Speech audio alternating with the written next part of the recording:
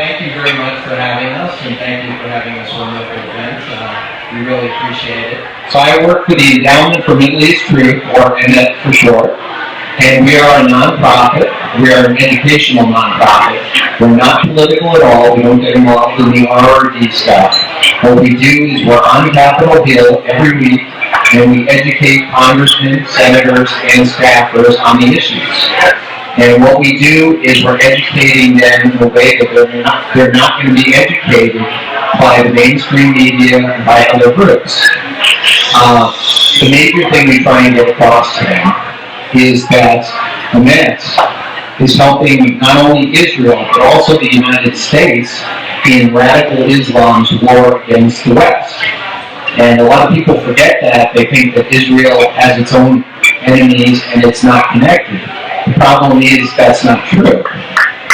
The fact of the matter is, starting in 1979, a lot of people here will remember that the Iranians seized our embassy.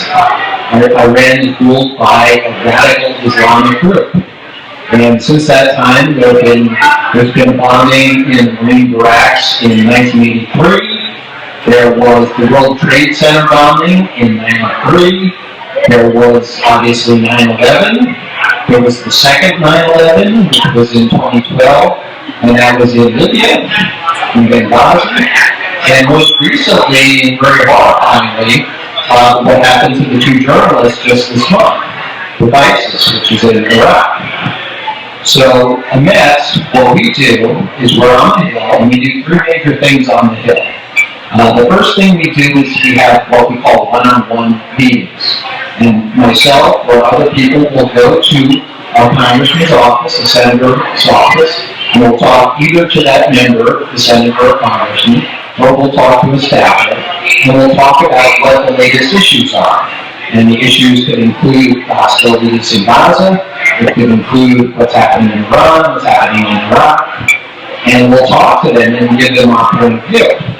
And just so that you know some of what our points of view are, we are not part of the conventional wisdom promoters. We've taken very strong stances in the past. For instance, we were very much opposed to the nomination of Chuck Hagel for Defense Secretary.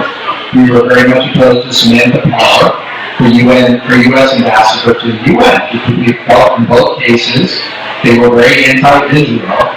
And especially in Chuck Hagel's case, he was quite frankly incompetent. I'm shocked that he was even considered. But we were almost alone in talking about them and opposing them. A lot of the other groups, they just let it go by. And that's unfortunate. We've taken some other good positions, other strong positions. In Iran, obviously the president is meeting, or his people are meeting with the Iranians, talking about the joint plan of action. And the problem with that is this is a great deal for Iran, which gets $20 billion in sanctions relief, and it also gets months to develop its nuclear program. But in the meantime, the U.S. gets nothing. I mean, they promise us some stuff, but we don't even know that they're keeping the promises.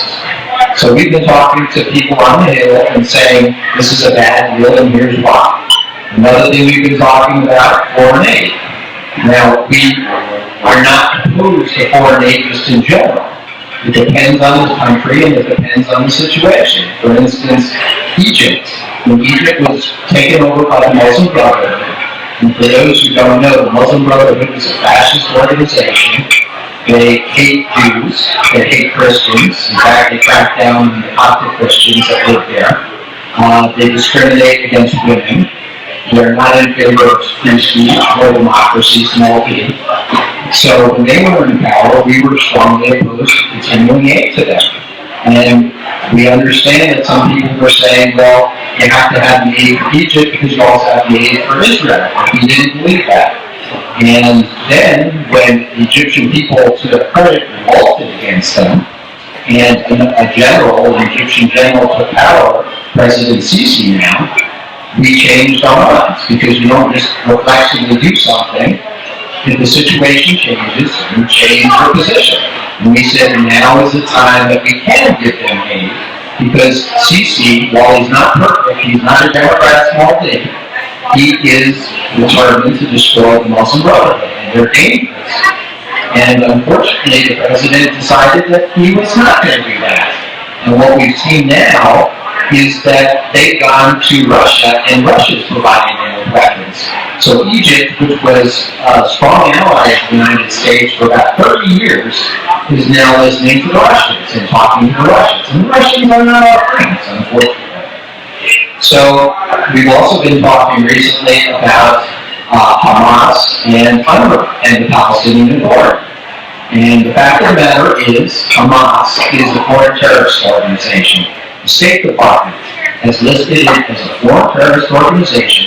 That means it should be illegal for the U.S. to provide any aid to Hamas. We're still doing that. What's even worse, we're giving money to UNRWA. UNRWA is an affiliate of Hamas. They were helping Hamas during the recent hostilities. I'm sure many of you read those stories about them storing missiles in their schools and giving them back to Hamas when they were found out. Then there's the Palestinian Authority. They are in a coalition government with Hamas. Once again, they're affiliated with them. They also should not get any money from the U.S.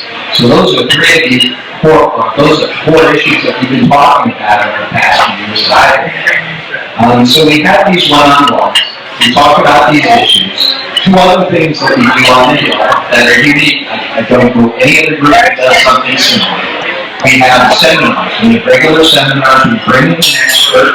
We get a room on Capitol Hill in one of the buildings, and we have that expert talk about a very important issue of the day in one of those rooms. And staffers can attend, and they can get a free lunch, so that usually attracts some staffers. And we had most recently Tom Johnson, who's an expert from the Foundation for Democracy, Defense of Democracy, FDD, and he was talking about what's happening in Iraq and ISIS. And he was talking about how dangerous they are, and we've seen how dangerous they are, what they did with our two journalists. So we've also had John Bolton, former U.S. ambassador to the UN, and he talked about Iran. We had former CIA Director Jim Wilson, who was also talking about Iran. And the third major thing we do on the Hill is we also have phone seminars, which are exactly the same as a regular seminar, except it's on the phone so anyone can participate, including people across the country, even across the world if they want. So those are the things we do on the Hill. We also do other things to help educate the public. We have a website, I encourage you to check it out, www.netonline.org. And all of our seminars have been taped and put out there. So if you want to, you can check them out. Say it again. All of www.netonline.org. So that's our website. Another thing that we do, excuse me. So we also have a newsletter, and we send that out once a week. And it reaches 1,000 congressional staffers, which is pretty good. And hopefully some of those staffers will read those articles and will enjoy them and maybe learn something.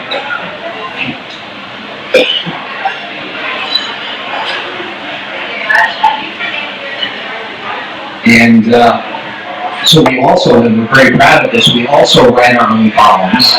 I've written a lot of columns. My boss, Sarah Stern, has written unbelievable amounts of columns. And other people have as well. And we get them published in different, usually websites. It's harder to get published in some of the newspapers these days. So we've been published in the New Republic, in the American Thinker, in Digital Media, in Blaze, the Times of Israel, Israel Today. So we get our message out that way as well. And most recently, I think one of the more recent programs is we're trying to expand into different chapters, including in this area, if you're interested in that. And I think I found pretty much everything here. So I just have to, I should also tell you something about myself, because I think it's pertinent. I used to work on Capitol Hill. I used to work for the Senate Judiciary Committee. And when I came to EMET, I was very, very impressed with what EMET was then doing and what it's still doing, because I wish I had known about it when I was there, and I could have come to these seminars. I've always been interested in Middle East issues. I've always wanted to know more. And this is a great resource for staffers. And it's a great resource to the public now that we put it on our website. So I encourage everyone, please, check it out. You'll really be impressed. Thank you very much. Thank you very much for having this, and keep up all your good work.